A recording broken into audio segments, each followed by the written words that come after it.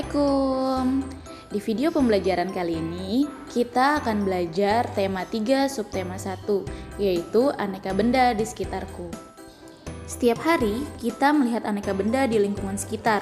Benda-benda itu dapat membantu aktivitas kita sehari-hari. Benda di sekitar kita beraneka bentuk dan warnanya. Benda di sekitar kita dibagi menjadi dua, yaitu benda hidup dan benda tak hidup. Benda hidup dapat kita sebut juga sebagai makhluk hidup, contohnya manusia, tumbuhan, dan hewan. Sedangkan benda tak hidup adalah benda mati atau benda yang tidak dapat berpindah tanpa bantuan makhluk hidup. Contohnya batu, buku, gelas, dan masih banyak benda lainnya. Benda-benda dapat dikelompokkan berdasarkan sifat fisiknya. Sifat fisik benda misalnya warna, bentuk, kekuatan, wujud, atau ukurannya. Berdasarkan ukurannya, benda yang ada di sekitar kita mempunyai beragam ukuran. Ada yang besar dan ada yang kecil. Ada yang panjang, juga ada yang pendek. Berdasarkan bentuknya, benda-benda di sekitar kita juga mempunyai beragam bentuk. Misalnya bola, balok, persegi panjang, kubus, segitiga, dan masih banyak lainnya. Berdasarkan warnanya, benda di sekitar kita juga mempunyai beragam warna. Misalnya hijau, biru, merah, kuning, dan masih banyak warna lainnya. Benda dapat dibuat dari berbagai macam bahan. Ada benda yang terbuat dari kayu, dari besi, kaca, plastik, dan lainnya. Kayu dapat dipilih menjadi bahan dasar benda. Mengapa?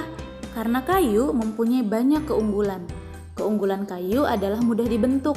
Beberapa benda yang terbuat dari kayu jati dapat bertahan sampai puluhan bahkan ratusan tahun.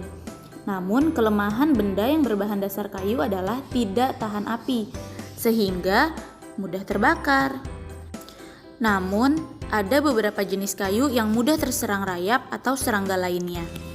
Nah, kertas juga bahan dasarnya adalah kayu loh. Sekarang ini banyak sekali benda berbahan dasar plastik. Mengapa? Karena plastik itu murah dan tahan lama. Bahan dari plastik tidak dapat menyerap air atau tidak tembus air. Plastik pun mudah dibentuk dan ringan. Oleh karena itu, plastik dapat dibuat menjadi berbagai macam benda.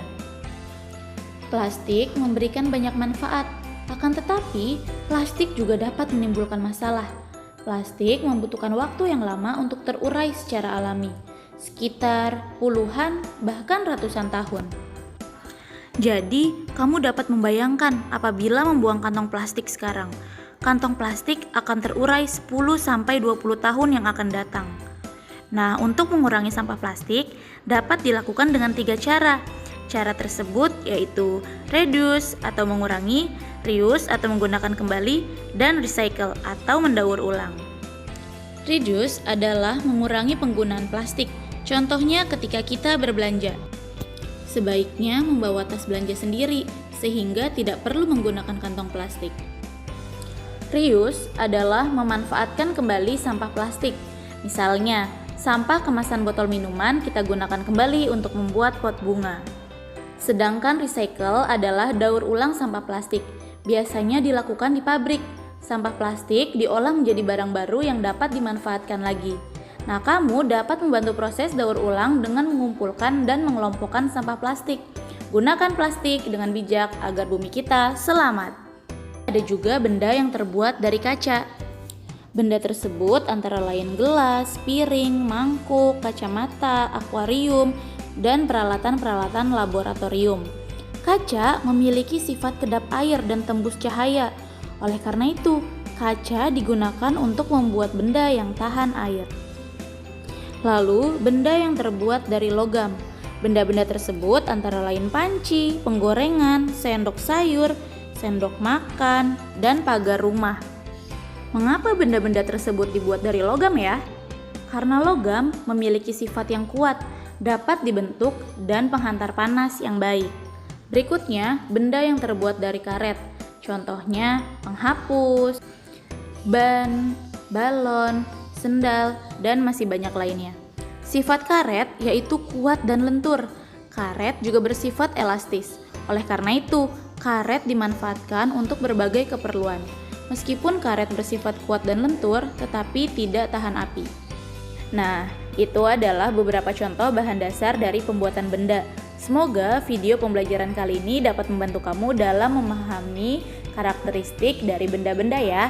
Dan tetap semangat walau belajar dari rumah. Sampai jumpa lagi di video selanjutnya. Assalamualaikum warahmatullahi wabarakatuh.